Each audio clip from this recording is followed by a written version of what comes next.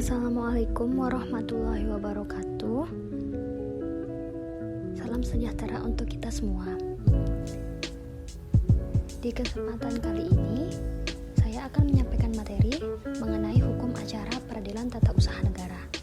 Tapi sebelum itu, saya akan memperkenalkan diri terlebih dahulu. Nama saya Cahyani Rizkika Utami, NIM D1A020117, mata kuliah Hukum Acara Peradilan Tata Usaha Negara kelas B1. Yang akan saya bahas pada video ini adalah yang pertama, apa yang dimaksud dengan Hukum Acara Peradilan Tata Usaha Negara dan Hukum Acara Perdata. Lalu, apa saja perbedaan karakteristik dari kedua hukum acara tersebut? Berikut ini saya akan langsung menjelaskan masing-masing dari pertanyaan tersebut. Hukum acara peradilan tata usaha negara adalah peraturan hukum yang mengatur proses penyelesaian perkara tata usaha negara melalui pengadilan sejak pengajuan gugatan sampai keluarnya putusan pengadilan. Lalu, hukum acara perdata adalah rangkaian peraturan-peraturan yang memuat cara bagaimana orang harus bertindak terhadap dan di muka pengadilan dan bagaimana cara pengadilan itu harus bertindak satu sama lain untuk melaksanakan berjalannya peraturan-peraturan hukum perdata. Pembahasan kedua yaitu perbedaan karakteristik hukum acara peradilan tata usaha negara dengan hukum acara perdata. Berikut adalah perbedaan karakteristik hukum acara peradilan tata usaha negara dengan hukum acara perdata, yaitu yang pertama, objek gugatan. Dalam hukum acara peradilan tata usaha negara, yang digugat adalah badan atau pejabat tata usaha negara. Sedangkan dalam hukum acara perdata, yang digugat adalah badan hukum atau perseorangan. Kedua, subjek atau pihak.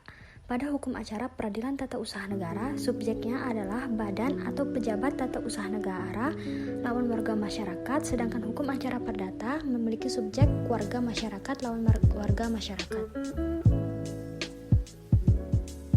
Ketiga, pangkal sengketa. Dalam hukum acara peradilan tata usaha negara, sengketa yang diadili pada dasarnya adalah sah atau tidaknya suatu keputusan yang dikeluarkan oleh badan atau pejabat tata usaha negara.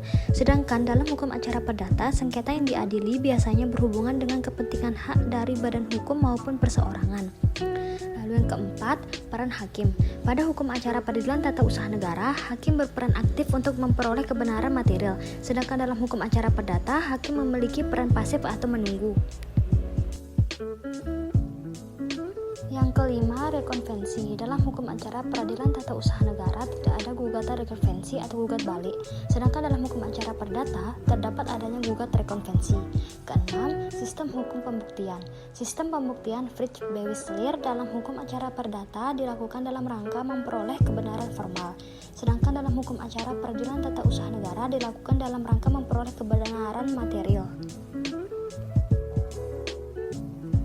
Ketujuh, upaya pemaksa agar putusan dilaksanakan. Dalam hukum acara perdata, apabila pihak yang dikalahkan tidak mau melaksanakan putusan secara sukarela, maka dikenal dengan upaya pemaksa agar putusan tersebut dilaksanakan. Dalam hukum acara peradilan tata usaha negara tidak dikenal karena bukan menghukum sebagaimana hakikat putusan dalam hukum acara perdata. Hakikat hukum acara peradilan tata usaha negara adalah untuk membatalkan keputusan tata usaha negara yang telah dikeluarkan. Dan yang terakhir, kedelapan, kedudukan pengadilan tinggi. Dalam hukum acara perdata, kedudukan pengadilan tinggi selalu sebagai pengadilan tingkat banding, sehingga tiap perkara tidak dapat langsung diperiksa oleh pengadilan tinggi, tetapi harus terlebih dahulu melalui pengadilan tingkat pertama atau pengadilan negeri. Dalam hukum acara peradilan tata usaha negara, kedudukan pengadilan tinggi dapat dikatakan sebagai pengadilan tingkat pertama. Oke, mungkin itu saja materi yang dapat saya sampaikan. Kurang lebihnya mohon maaf. Assalamualaikum warahmatullahi wabarakatuh.